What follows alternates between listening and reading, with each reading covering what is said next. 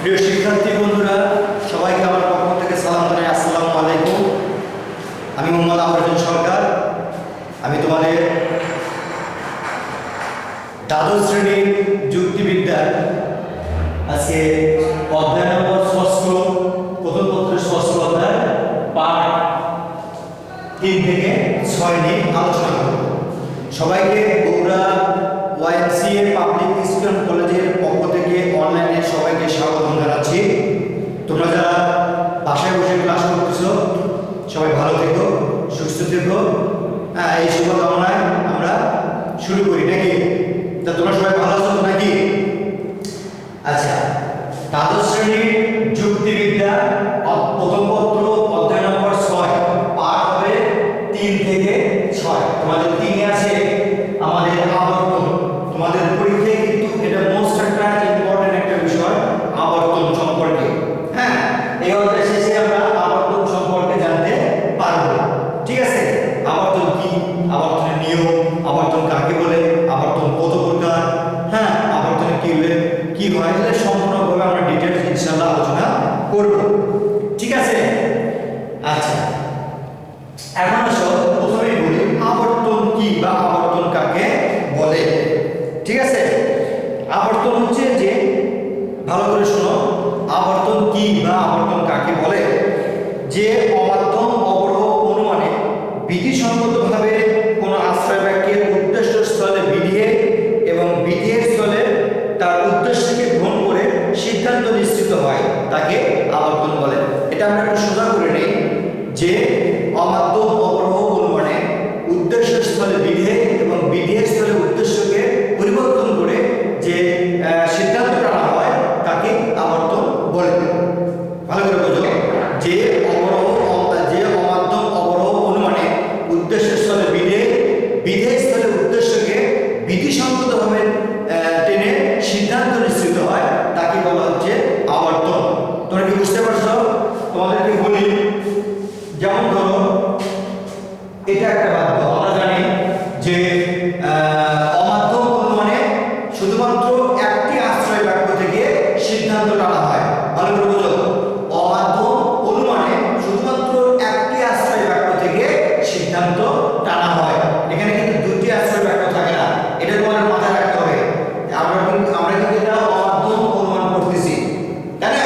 অমাধ্যম অনুমান 10 প্রকার, তার এক প্রকার নাম হচ্ছে আবর্তন। তাহলে আমরা এটা কি বুঝলাম যে অমাধ্যম অনুমানে শুধুমাত্র একটি আশ্রয় বাক্য থেকে কিন্তু সিদ্ধান্ত টানা হয়। আচ্ছা, অতএব এটা হলো আমাদের, ঠিক আছে? যেমন ধরো যদি আমরা বলি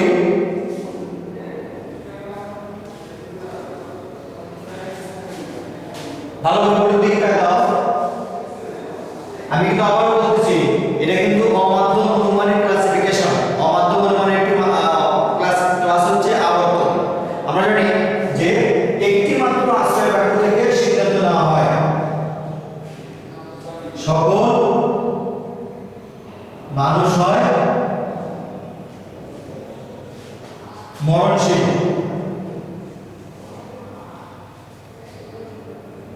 এটা হলো আমাদের আশ্রয় বাক্য।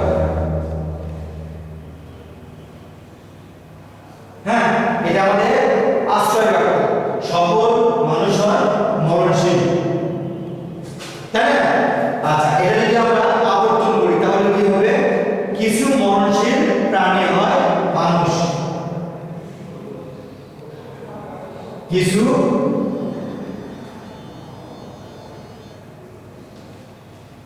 কিছু মরণশীল প্রাণী হয়, কিছু মরণশীল প্রাণী হয় মানুষ। এটা হলো সিদ্ধান্ত।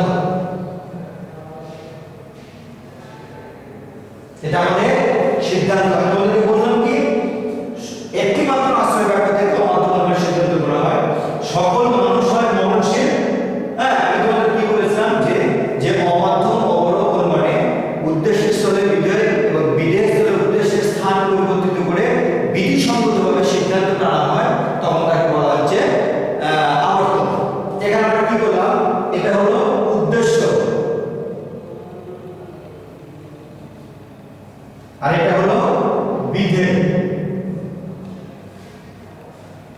ও সরি, এটা হলো আমাদের উদ্দেশ্য, আর এটা হলো বিধেয়। তাই না? আমরা কি করলাম, বিধি সম্মত হবে, এটা আমাদের উদ্দেশ্য হলো বিধেয় জায়গা, তার বিধেয় জায়গা আমাদের উদ্দেশ্য জায়গা। আমরা বিধি সম্মত হবে কিন্তু আমরা সিদ্ধান্ত নিলাম যে সকল মানুষ হয় মরণশীল, অতএব কিছু মরণশীল প্রাণী হয় জীব, কিছু মরণশীল প্রাণী হয় মানুষ। এখানে উদ্দেশ্য হচ্ছে মানুষ আর বিধেয় হচ্ছে মরণশীল। বুঝতে পারছো? আমরা কি আমাদের সূত্র কি ছিল, উদ্দেশ্য ও বিধেয়ের স্থান পরিবর্তিত হবে, অর্থাৎ এটাকে বলা হচ্ছে আবর্তিত।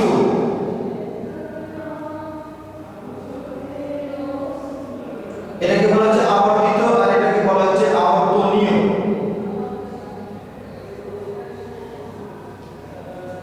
এই প্রথম বাক্যটাকে বলা হচ্ছে আবর্তিত, আর সিদ্ধান্তকে বলা হচ্ছে আবর্তনীয়। আলোচনা করে তোমাদের এমসিকিউ থাকে যে আবর্তনে আশ্রয় বাক্যকে বলা হয় আবর্তিত, আর সিদ্ধান্তকে বলা হয় আবর্তনীয়। তাহলে আমরা বুঝলাম কি যে আবর্তনের ক্ষেত্রে উদ্দেশ্য বিধেয়ের স্থান পরিবর্তন হবে, অর্থাৎ আশ্রয় বাক্যের উদ্দেশ্য হবে সিদ্ধান্তের বিধেয়, এবং আশ্রয় বাক্যের বিধেয় হবে উদ্দেশ্য, সিদ্ধান্ত হবে উদ্দেশ্য, এইভাবে স্থান পরিবর্তিত হবে। তাই না? এটা হলো আমরা বুঝলাম যে আবর্তন কাকে বলে। আমরা এটুকু বুঝলাম যে আবর্তন অবরোহ মানে উদ্দেশ্য ও বিধেয়ের স্থান পরিবর্তিত করে বিধিসম্মতভাবে সিদ্ধান্ত নিশ্চিত হয়, তখন তাকে বলা হচ্ছে কি, তখন তাকে বলা হচ্ছে আবর্তন। ঠিক আছে? এখন আসো আবর্তনের নিয়ম। তোমাদের এখানে আমি বলি যে আবর্তনের নিয়ম বলে আমি যে কথাগুলো বললাম এর ভিতরেই কিন্তু তোমাদের আবর্তনের নিয়মগুলো রয়েছে। আচ্ছা, এক নম্বর নিয়ম, যেমন ধরো আবর্তনের নিয়মাবলী। আবর্তনের নিয়মাবলী কয়টি? 4টি। আমরা একটু ভালো করে দেখি। আবর্তনের নিয়ম হচ্ছে 4টি। এক নম্বর নিয়ম হচ্ছে,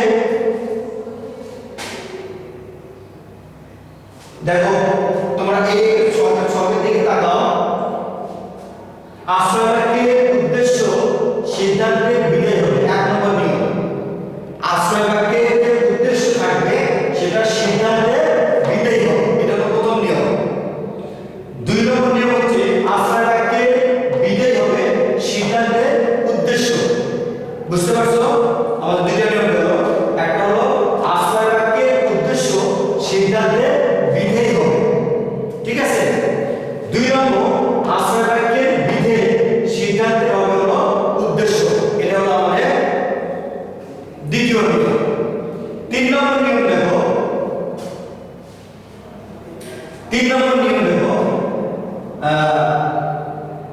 আবর্তনের কোনো কি বলে, আবর্তনের কোনো প্রকারে যদি আবর্তন সদর্থক হয়, সিদ্ধান্ত আশ্রয় বাক্য যদি সদর্থক হয়, সিদ্ধান্ত সদর্থক হবে। সদর্থক বলতে কি বোঝাচ্ছে? সদর্থক মানে হচ্ছে হয় দ্বারা শুরু হলে পরে হয় দ্বারা শেষ করতে হবে, এবং যদি 9 দ্বারা শুরু হয় তাহলে 9 দ্বারা শেষ করতে হবে। ভালো করে বলো, আশ্রয় বাক্যে গুণের কোনো আবর্তনের গুণের কোনো পরিবর্তন হবে না। ভালো করে বুঝো, আবর্তনের গুণের কোনো পরিবর্তন হবে না। আশ্রয় বাক্য যদি সদর্থক হয়, সিদ্ধান্ত সদর্থক হবে। আমরা জানি যে যুক্তি বাক্যের ভিতরে হয় সংযোগ থাকে, তাকে বলা হচ্ছে কি, সদর্থক যুক্তি বাক্য। আর যে যুক্তি বাক্যের ভিতরে নয় থাকে, এগুলো থাকে, তাকে বলা হচ্ছে নয়ার্থক যুক্তি বাক্য। আবর্তনের নিয়ম কি? 3 নম্বর নিয়ম হচ্ছে কি, যে আবর্তনে যদি গুণের কোনো পরিবর্তন হবে না, অর্থাৎ যদি উদ্দেশ্য যদি সদর্থক হয় তাহলে সিদ্ধান্ত সদর্থক হবে, আশ্রয় বাক্য যদি নয়ার্থক হয় তাহলে সিদ্ধান্ত নয়ার্থক হবে। ঠিক আছে? আরেকটা নিয়ম হচ্ছে কি, যে আবর্তনীয় কোনো অব্যাপ্য পদ সিদ্ধান্তে ব্যাপ্য হবে না।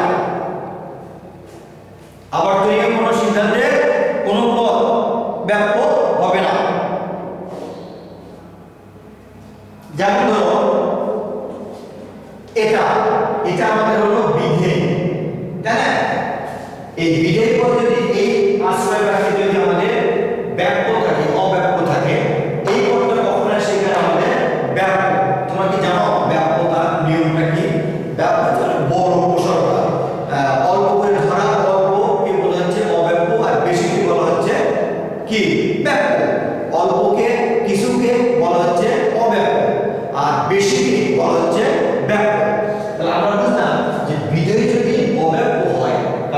সিদ্ধান্তে সেটা কখনোই ব্যাপ্য হবে না। ঠিক আছে, তাহলে আমরা কি বুঝলাম যে আশ্রয় বাক্যে অব্যাপ্য পদ সিদ্ধান্তে কখনোই ব্যাপ্য হবে না। ঠিক আছে,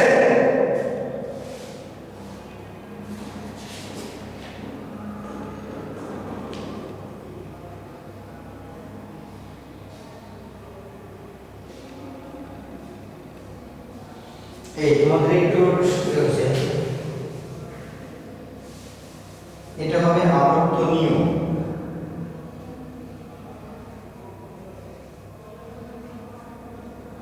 আর আবর্তিত,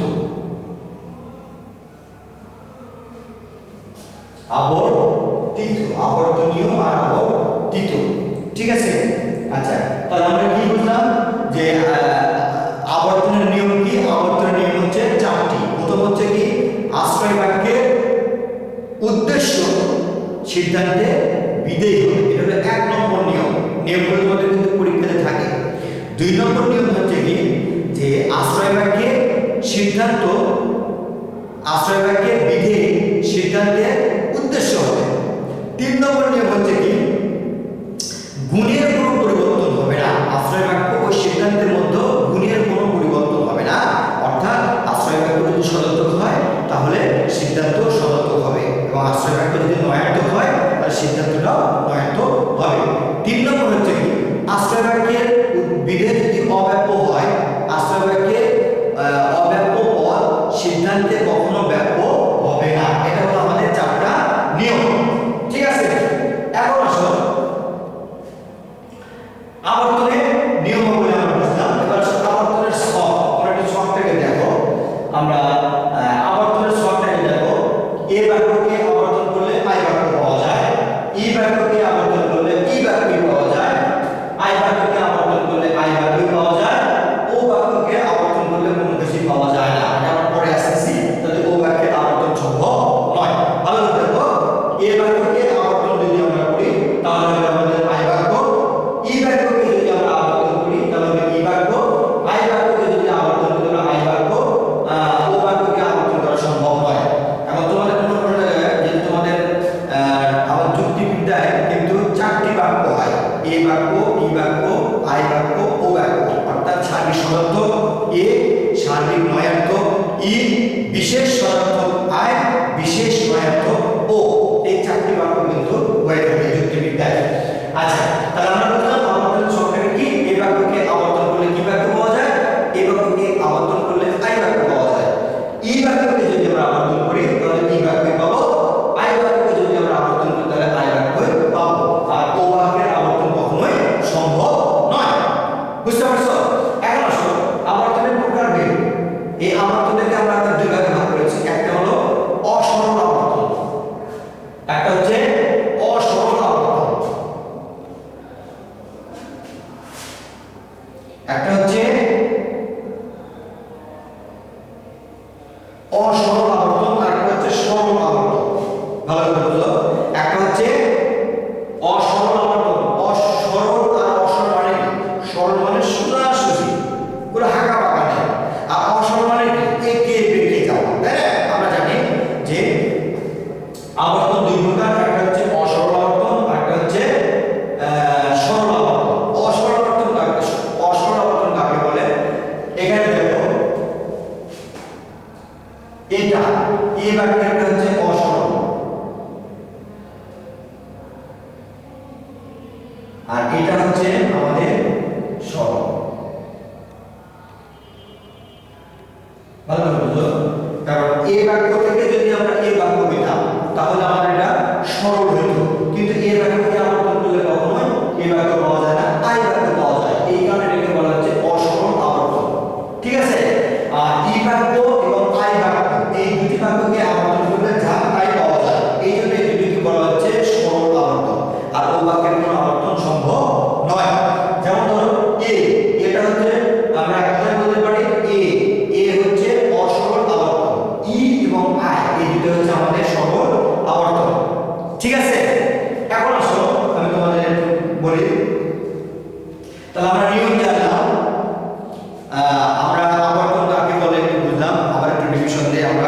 ই আই ও এই চারটি যুক্তি বাক্যের আবর্তন সম্পর্কে আলোচনা করব, কিভাবে আবর্তন করা যায়। এখানে একটু রিভিশন আমরা বোর্ডটা পরিষ্কার করে দেব, ওখানে একটু কাজ আছে। যে এই বাক্যকে আবর্তন হচ্ছে যে অমাধ্যম অবরোহ অনুমানে আশ্রয় বাক্য ও সিদ্ধান্তের স্থান পরিবর্তন করে বিধিসম্মতভাবে সিদ্ধান্ত নিশ্চিত হয়, তখন তাকে বলা হচ্ছে আবর্তন, তাই না? তারপর কি আছে আবর্তন নিয়মাবলী। আবর্তন নিয়মাবলী হচ্ছে চারটি। একটা হচ্ছে আশ্রয় বাক্যের উদ্দেশ্য সিদ্ধান্তের বিধেয় হবে, 2 নম্বর হচ্ছে আশ্রয় বাক্যের বিধেয় সিদ্ধান্তের হবে উদ্দেশ্য, 3 নম্বর হচ্ছে গুণের কোনো পরিবর্তন হবে না, অর্থাৎ আশ্রয় বাক্য যদি সদর্থক হয় তাহলে সিদ্ধান্ত সদর্থক হবে, আর যদি আশ্রয় বাক্য নয়ার্থক হয় তাহলে সিদ্ধান্তটাও নয়ার্থক হবে। 4 নম্বর নিয়ম হচ্ছে কি? 4 নম্বর নিয়ম হচ্ছে যে আশ্রয় বাক্যের অব্যব্য পদ সিদ্ধান্তে এসে কখনোই ব্যাপ্য হবে না, বলে বলে সেটা আবর্তন হবে না। এখন আসো আবর্তনকে কয় ভাগে ভাগ করা হয়েছে? আবর্তনকে আমরা 2 ভাগে ভাগ করেছি। তোমরা কি বুঝতে পারতেছো? আবর্তনকে আমরা 2 ভাগে ভাগ করেছি। একটা হচ্ছে অসরল আবর্তন, যেমন এই বাক্যের আবর্তনটা হচ্ছে অসরল আবর্তন, আর 2 নম্বর হচ্ছে সরল আবর্তন, ই এবং আই, এই দুটির আবর্তন হচ্ছে সরল আবর্তন। ঠিক আছে, এখন আসো আমরা একটু বোর্ডটা পরিষ্কার করে দেব।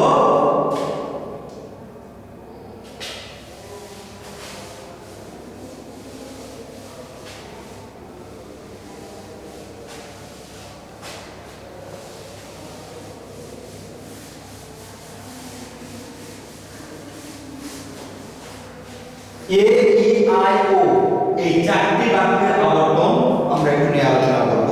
আমি তোমাদেরকে বলি যে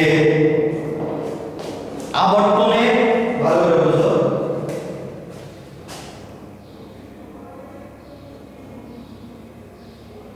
আবর্তন হচ্ছে কনভার্সন। কনভার্সন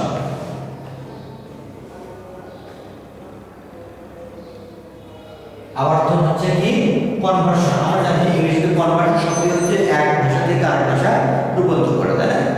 আচ্ছা, এখন আসো এই বাক্যের আবর্তন।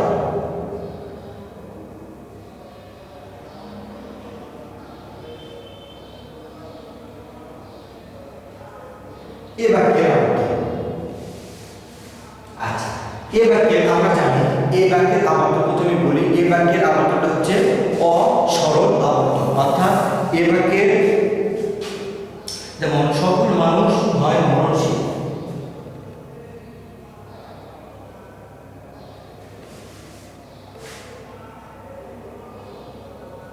সকল মানুষ হয় মরণশীল,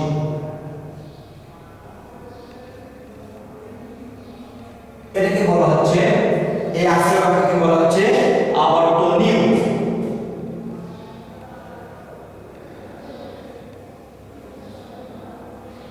হ্যাঁ, এটাকে যদি আমরা আবর্তন করি, যেমন ধরো প্রথম নিয়ম অনুযায়ী কি? কিছু আবর্তনের প্রথম নিয়ম অনুযায়ী আশ্রয় বাক্যের সিদ্ধান্ত হিসেবে আশ্রয় বাক্যের বিধেয় এসে সিদ্ধান্তের হবে কি? উদ্দেশ্য, মরণশীল। আমাদের প্রথম কথা নিয়ম অনুযায়ী দেখো, আশ্রয় বাক্যের বিধেয় হবে সিদ্ধান্তের উদ্দেশ্য, আশ্রয় বাক্যের বিধেয় হবে তারপর একটা তৃতীয় নিয়ম কি ছিল? যে গুণের কোনো পরিবর্তন হবে না, হয় যদি থাকে হয় হবে, নয় যদি থাকে তাহলে নয় হবে। কিছু মরণশীল প্রাণী, এই হয়টা এখানে আসবে, হয় মানুষ। দ্বিতীয় নিয়ম কি? আশ্রয় ব্যক্তির উদ্দেশ্য যে সিদ্ধান্তে বিধেয় হবে।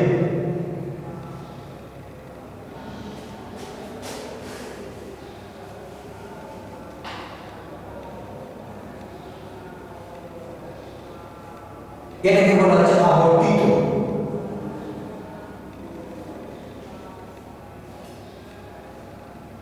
ঠিক আছে, আমাদের কিন্তু এটা হলো এই বাক্যের আবর্তন, এটা আমাদের হলো এই বাক্য। আমরা জানি যে এই বাক্যটা হচ্ছে অসরল আবর্তন। কেন অসরল আবর্তন? আমরা জানি প্রথম নিয়ম অনুযায়ী আমাদের দেখো খেয়াল করো, প্রথম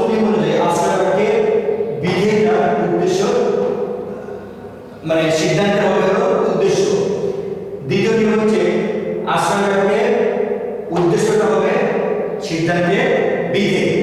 তৃতীয় নিয়ম হচ্ছে যে সদর্থক হলে সদর্থক হবে, নয়ার্থক হলে নয়ার্থক হবে। এই কারণে নয়টা এখানে চলে আসছে। চতুর্থ নিয়ম হচ্ছে যে আশ্রয় বাক্যের অব্যাপ্য পদ কখনো সিদ্ধান্তে ব্যাপ্য হবে না। সেক্ষেত্রে আমাদের হয় ঠিক আছে সদর্থক হিসেবে সদর্থকই পাওয়া গেল, কিন্তু এখানে মানুষ পদটি হলো আমাদের ব্যাপ্য পদ।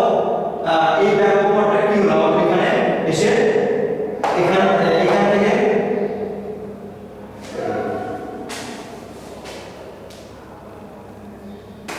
মানুষ।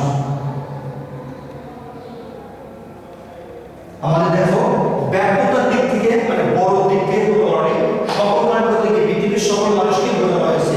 এই কথাটা এই উদ্দেশ্যটা থাকলে এখানে আমাদের মানুষকে ব্যবহৃত হয়, এখানে কিন্তু পুরোপুরিভাবে সকল মানুষকে মানে ধরেছে। এই কারণে আমাদের কোনো পদে কিন্তু এখানে ব্যাপক হয়। তবে মরণশীল শুধুমাত্র মানুষই না, পৃথিবীতে অনেক প্রাণী রয়েছে, তার মধ্যে একটা মাত্র প্রাণী হয়েছে আমাদের মানুষ। এই কারণে আমাদের এখানে মরণশীল আসার কারণে প্রাণীগুলোর মধ্য থেকে একটা উপকুল হচ্ছে আমাদের মানুষ। এই কারণে কিছু মরণশীল প্রাণী হয় মানুষ। ভালো করে বুঝো, পৃথিবীতে শুধুমাত্র মানুষই মরণশীল নয়, পৃথিবীতে অন্যান্য প্রাণী রয়েছে তারা মরণশীল। এই কারণে এই মরণশীলের কারণে বেশি ব্যাপক। এটা আসে আমাদের কিছু মরণশীল প্রাণী, এই কিছু মরণশীল কারণে প্রাণীর একটা উপকুল হচ্ছে উপজাতি হচ্ছে আমাদের মানুষ। এই জন্য এখানে এই কিছু শব্দ বসে আমরা এখানে আবর্তন করেছি। এই কারণে এটা হচ্ছে আই বাক্য। আমরা বলি সকল সব এই জাতীয় যদি কোনো বাক্য থাকে তাহলে সেটা হলো আমাদের হলো সার্বিক যুক্তি বাক্য। আর যখন কিছু বিশেষ এগুলো উল্লেখ থাকবে তখন সেটাকে বলা হচ্ছে বিশেষ যুক্তি বাক্য। তাহলে আমরা কিন্তু বুঝে গেলাম এই বাক্যের যুক্তি বাক্য আমরা নিয়ম অনুযায়ী কিন্তু আমরা ফিরে দিচ্ছি, তাই না? আচ্ছা, এখন আসো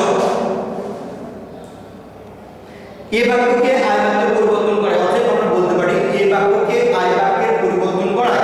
হ্যাঁ, কোনো নিয়মের লঙ্ঘন হয়নি, সুতরাং সকল নিয়ম লঙ্ঘন হয়েছে। এই জন্য এই যুক্তি বাক্যের বৈধ আবর্তিত হবে আয় যুক্তি বাক্য। এই বাক্যের বৈধ আবর্তিত রূপ হবে আয় যুক্তি বাক্য। ঠিক আছে, এরপর আসো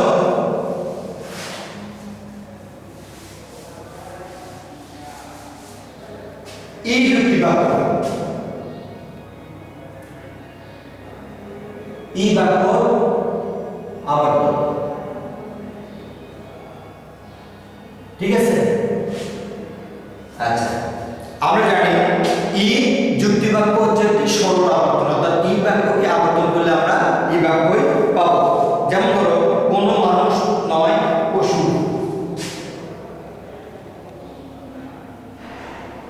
কোনো মানুষ নয়, কোনো মানুষ নয় পশু।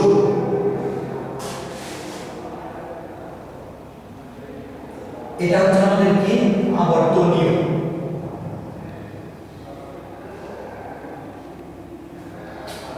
তাহলে যদি আমরা আবর্তন করি প্রথম নিয়ম অনুযায়ী, অতএব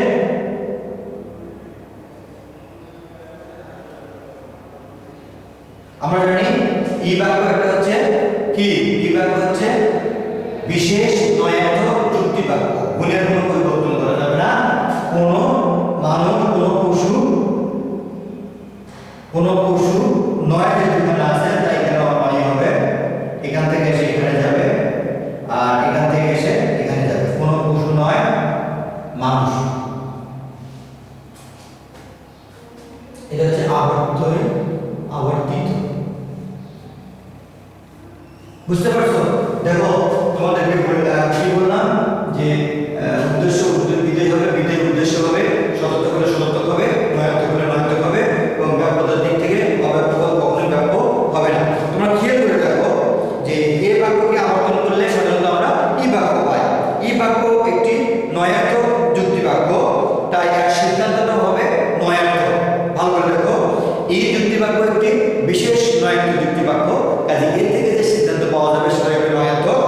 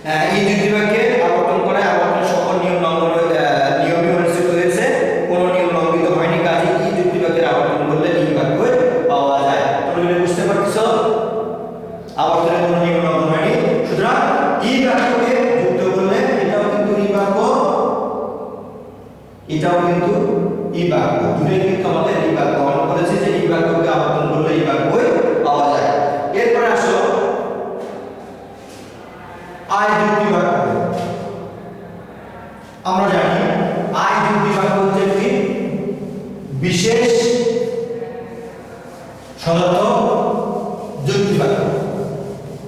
আয় যুক্তি বাক্য হচ্ছে একটি বিশেষ সদর্থক যুক্তি বাক্য।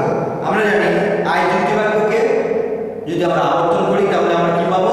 আয় যুক্তি বাক্যকে আবর্তন করলে আমরা আয় যুক্তি বাক্যই পাবো। যেমন কিছু মানুষ হয় শিক্ষক, কিছু মানুষ হয় শিক্ষক, এটা আমাদের আবর্তনীয়। বুঝতে পারছো? এটাকে যদি আয় যুক্তি বাক্য, এটাকে যদি আমরা কি করি আবর্তন করি তাহলে আমরা কি পাবো? কিছু শিক্ষক হয় মানুষ। আবর্তনের প্রথম নিয়ম অনুযায়ী দেখো, উদ্দেশ্য হিসেবে প্রথম নিয়ম অনুযায়ী উদ্দেশ্য হিসেবে বিধেয় হবে, বিধেয় এসে উদ্দেশ্য হবে, তাহলে শিক্ষক, তাই না? সদর্থক হিসেবে সদর্থক কি হবে? এখানে এই পদটা শিক্ষক অব্যয়পদ, এখানে এসে অব্যয়পদ হলো, আর মানুষ অব্যয়পদ এখানে যায় কিন্তু মানুষই অব্যয়পদ হবে। খেয়াল করে দেখো, আমাদের হয় হয়েছে শিক্ষকের, শিক্ষক হয়েছে মানুষের, মানুষ হয়েছে। ঠিক আছে? তাহলে আমরা উদ্দেশ্য নিয়ম অনুযায়ী আমরা সকলে আবর্তন করেছি। এই ক্ষেত্রে আমাদের নিয়মের কোনো অব্যয়পদ বা ব্যাপকপদের কোনো নিয়মের পরিবর্তন হয়নি, সদর্থক বা নয়ার্থকের কোনো পরিবর্তন হয়নি। সুতরাং ইয়ার বাক্যকে একটি বিশেষ সদর্থক যুক্তি বাক্য, আর একে আবর্তন করলে আমরা সবসময় আয় যুক্তি বাক্যই পাবো। অর্থাৎ কিছু শিক্ষক হয় মানুষ। সুতরাং আমরা বলতে পারি যে আয় যুক্তি বাক্যের আবর্তনের ক্ষেত্রে কোনো নিয়ম লঙ্ঘন হয়নি, কাজে এটি একটি যুক্তিসঙ্গত আবর্তন। সুতরাং আয় যুক্তি বাক্যকে আবর্তন করলে সাধারণত আয় যুক্তি বাক্যই পাওয়া যায়। আচ্ছা, এরপরে আসো, কি তোমরা এটা বুঝতে পারতেছো? তোমরা কি এটা বুঝতে পারতেছো? এবার আসো ও যুক্তি বাক্য।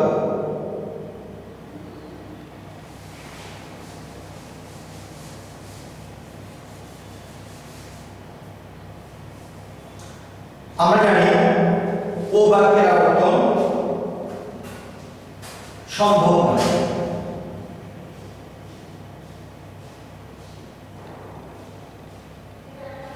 ও বাক্যের আবর্তন কখনোই সম্ভব নয়। আমরা জানি যে আমরা কিছুক্ষণ আগে তোমাদেরকে বললাম যে যুক্তিবিদ্যার বাক্য হচ্ছে চারটি। একটা হচ্ছে এ বাক্য, ই বাক্য, আই বাক্য, ও বাক্য। এ বাক্য হচ্ছে সার্বিক সদর্থক যুক্তি বাক্য, আই বাক্য হচ্ছে সার্বিক নয়ার্থক যুক্তি বাক্য, ই বাক্য হচ্ছে সার্বিক নয়ার্থক যুক্তি বাক্য, আর আই বাক্য হচ্ছে বিশেষ সদর্থক যুক্তি বাক্য, আর ও বাক্য হচ্ছে বিশেষ নয়ার্থক যুক্তি বাক্য। এর আগে তোমাদেরকে বললাম যে সকল এইগুলো যখন উল্লেখ থাকবে তখন সার্বিকতাকে বোঝায় এ ই, আর যখন কোনো কিছু উল্লেখ থাকবে তখন তাকে বলা হচ্ছে বিশেষ যুক্তি বাক্য। সুতরাং আমরা এ ই আই তিনটা আবর্তন আমরা করেছি, কিন্তু ও বাক্যের আবর্তনের ক্ষেত্রে আমরা একটু করবো। আমরা প্রথমেই তোমাদের হেডলাইন বলি যে ও বাক্যের আবর্তন কেন, ও বাক্যের আবর্তন কখনোই সম্ভব নয়। মানে ও বাক্যের আবর্তন কেন সম্ভব নয় আমি তোমাদের একটু আলোচনা করে দিই। যেমন ধরো, কিছু মানুষ ব্যবসায়ী,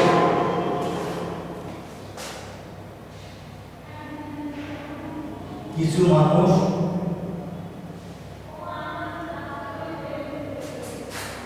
মানুষ নয় ব্যবসায়ী।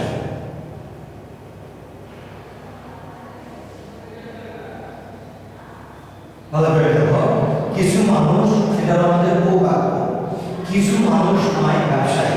যদি আমরা এটা আবর্তন করি তাহলে কিছু ব্যবসায়ী নয় মানুষ। যদি আমরা আবর্তন করি, কিছু আবর্তনী অনুযায়ী উদ্দেশ্য ব্যবসায়ী, কিছু ব্যবসায়ী নয় মানুষ। তোমরা খেয়াল করে দেখো যে আমরা জানি যে ও যুক্তিবাক্যের আবর্তন সম্ভব নয়, যেহেতু ও যুক্তিবাক্যটি একটি সদর্থক নয়ার্থক গঠন বাক্য, সে কারণে তার আবর্তিত হতে হবে নয়ার্থক। নিবন্ধন অনুযায়ী যে সদর্থক হলে সদর্থক হবে, নয়ার্থক হলে নয়ার্থক হবে। যেহেতু ও একটি বিশেষ নয়ার্থক যুক্তিবাক্য, কাজে এর আবর্তিত রূপটি হবে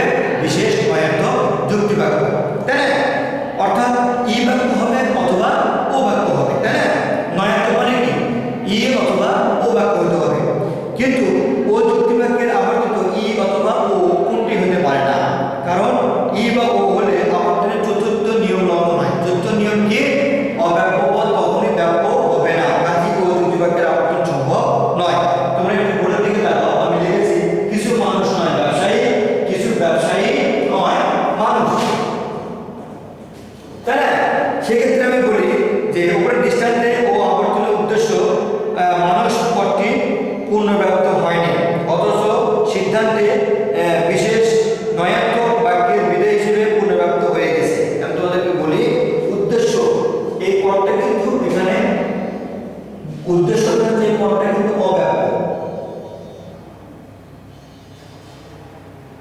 উদ্দেশ্য পদটা যেখানে অব্যাপক পদ, কিন্তু এটা এসে সিদ্ধান্তে কি হলো, এটা এসে সিদ্ধান্তে এসে ব্যাপক হয়ে গেল। ভালো করে বুঝো, উদ্দেশ্যের আশ্রয় বাক্যে বা আবর্ত নিয়ে মানুষ পদটি হচ্ছে অব্যাপক পদ, ও যুক্তি বাক্যের উদ্দেশ্য পদটি হচ্ছে অব্যাপক পদ। এটা সিদ্ধান্তে এসে যখন আবর্তন করা হচ্ছে উল্টে যাওয়া হলো, তখন আবর্তনের যে চতুর্থ নিয়ম অব্যাপক পদ কখনো ব্যাপক হবে না। এখানে এসে সেটা কি হলো, ব্যাপক হয়ে গেল।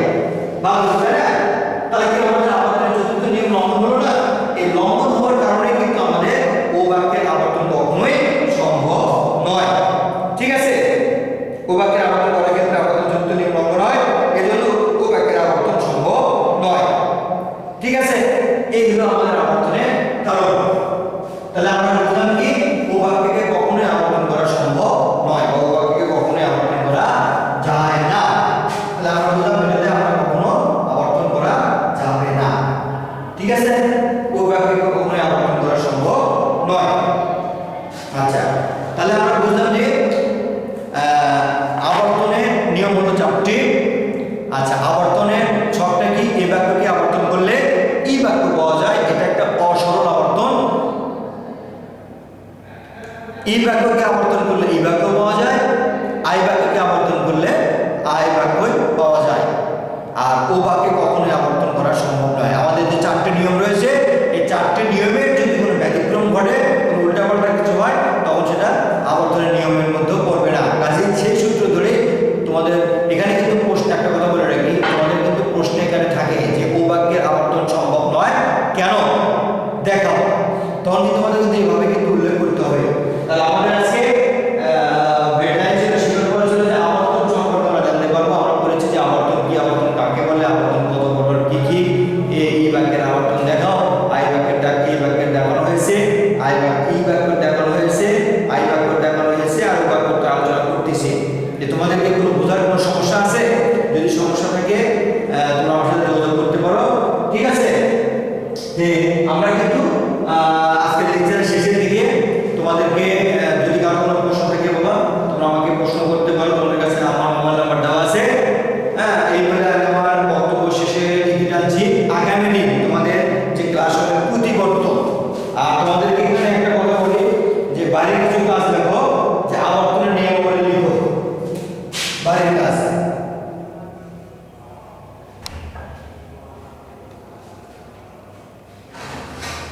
আবর্তনের নিয়মাবলী লিখো।